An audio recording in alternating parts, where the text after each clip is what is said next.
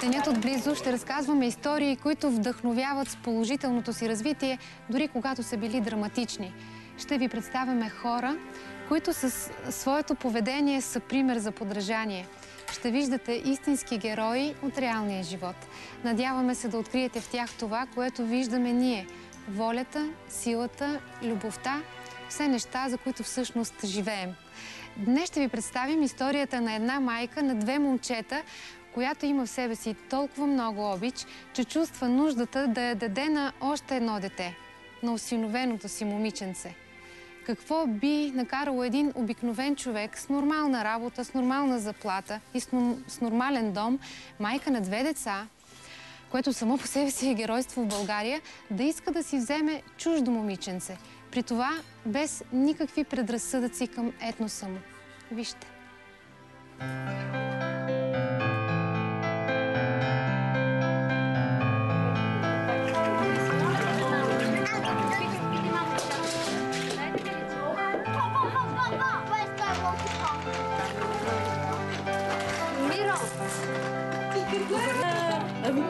Ами тук я виж, ето я тук, ето я.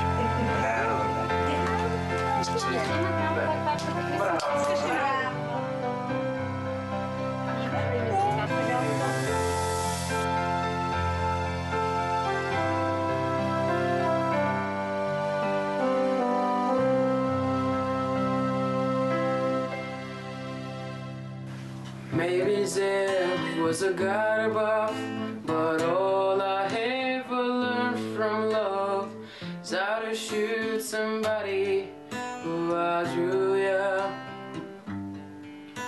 It's not a cry that you hear at night, it's not somebody who said lie.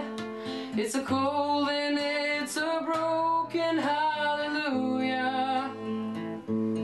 Hallelujah. Hallelujah, hallelujah, hallelujah.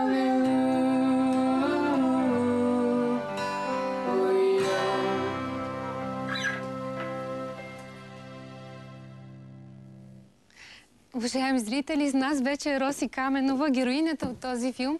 Роси, имаш прекрасни деца, заповядай при нас, заповядай седни. Много се радвам да си при нас. Виждам, че много се развълнува. Ние също. С такъв възторг гледах децата ти, да са ти живи и здрави, и трите деца. Благодаря. Много се Те развълнува. наистина са страхотни. И сега, като го гледам това нещо, се вълнувам, въпреки че съм се разделила с тях преди 2 часа, като ги оставих в училище вече. Честит първи учебен ден на всички. Да са ни живи и здрави децата. Как намери сили да осиновиш трето дете? Защо го направи? Това не е до сили, това е до мисия някаква или, не знам, вътрешно усещане, което не мога винаги ме питат това нещо и аз нямам някакъв конкретен отговор. Това е нещо, което Господ е промислил за нас, това иска от нас и това ние сме направили. Така сме го почувствали в сърцата си. Винаги сме искали да си вземем едно детенце.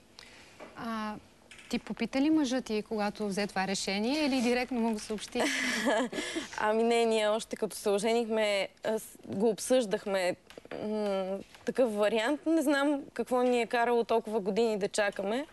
Да, всъщност предварителният разговор ти точно това ми каза. Единственият ми въпрос към мен самата е защо не го направихме веднага, защо чакахме 10 години това да се случи? Да, наистина. Може би сега му е дошло времето. Сега е бил най-подходящия момент. Може би сте си срещнали сега детенцето, защото...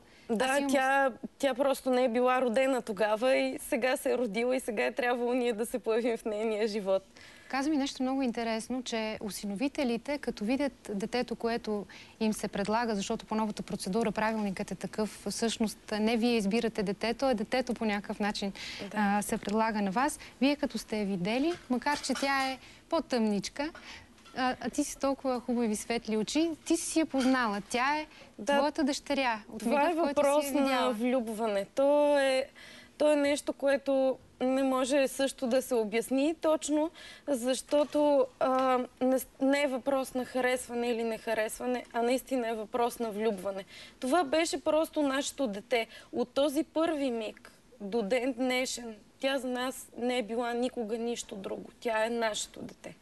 Роси, тя заприличва на теб. Ами още от самото начало всичките ми приятели казваха, че много прилича на мен. Много беше интересно. Наскоро с една приятелка, с която не се бяхме виждали много години, и ми каза: и трите ти деца са толкова хубави и толкова много приличат на теб. Обаче това последното е удрало кожата на баща си.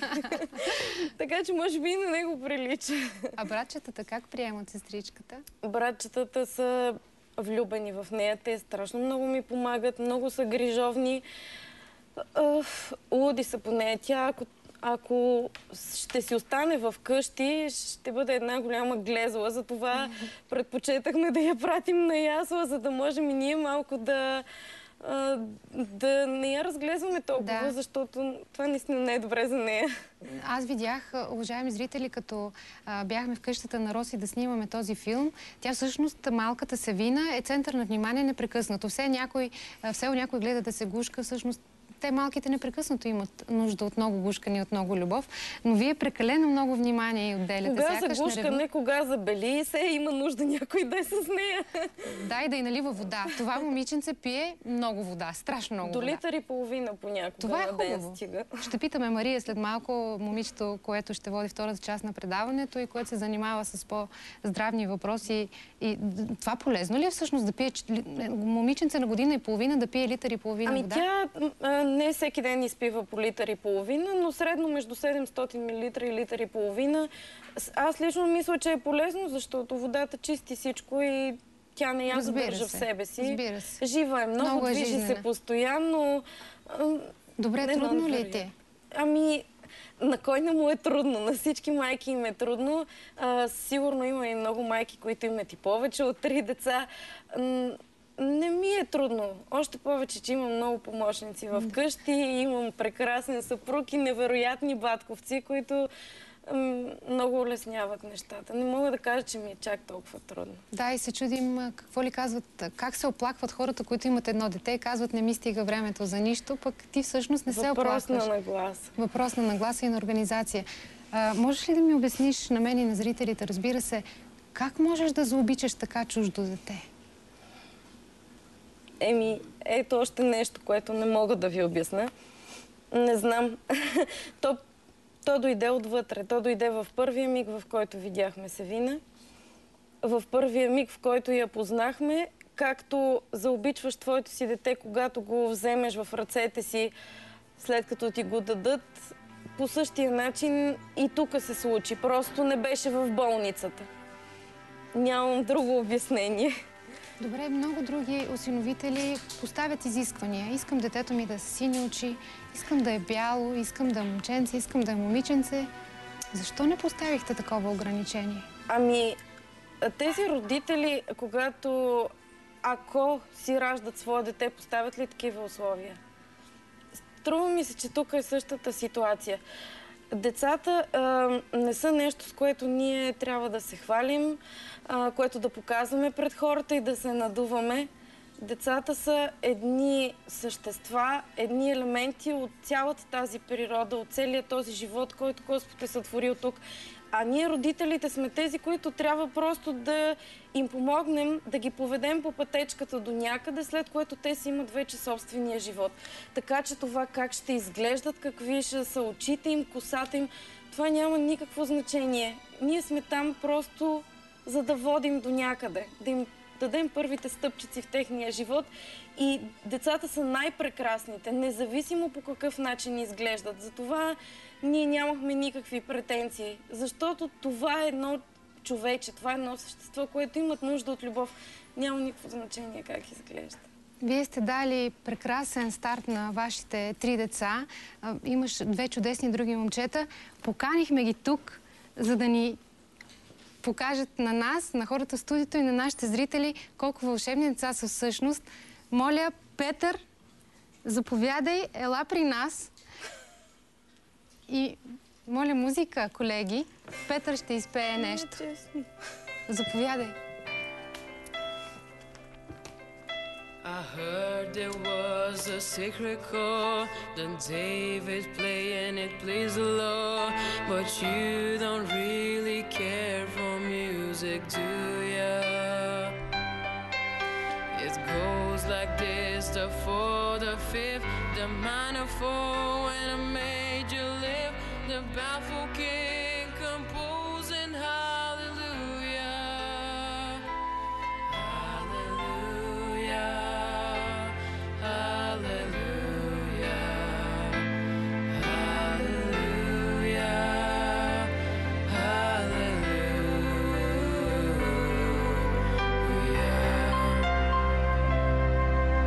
Your faith is strong, but you needed proof.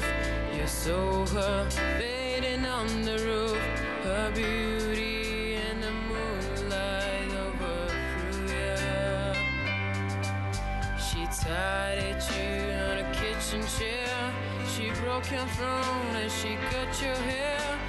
From your lips she drew the hallelujah. Hallelujah.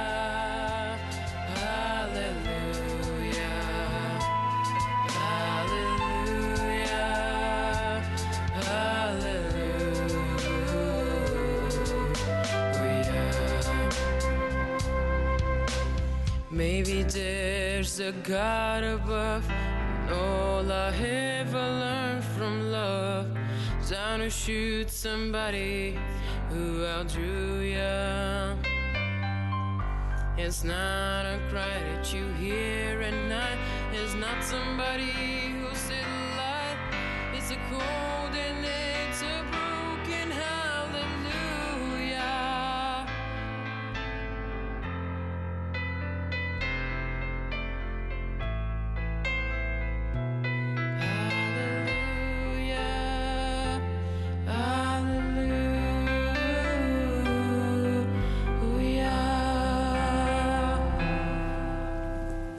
Чудесен си и благодаря ти, че дойде при нас. Да си ти живи и здрави децата. И приятна беше изненадата, нали? Страхотно дете. Ти беше оставила Савина, той да я гледа, нали? Да, и така ме измамихте, че... Никой не разбра, нали сте, защото си струваше да развълнуваме майка ти по този начин. За мен беше чест вие да сте първи мои гости. Надяваме се, че ще се виждаме отново. Това беше от мен в първия епизод на Денят отблизо. Надявам се всеки следващ да ви става все по-интересен и по-интересен. Ще се видим утре, когато отново ще говорим за всичко, което е част от живота ни. Темите, които определят деня ни. Ще се срещаме с нови интересни личности и ще навлизаме в техния ден. Аз съм Мира Добрева, а Денят отблизо не свършва. Сега тук в студиото ще влезе Мария, която още 1 час ще се грижи за вашия перфектен тонус, здравословен начин на живот и ще ви дава всякакви съвети как да бъдете по-красиви, по-уверени и по-щастливи. Останете с Денят отблизо.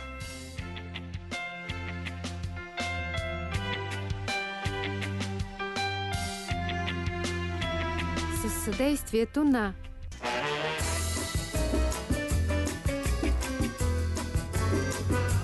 Бъди първа дама с First Lady.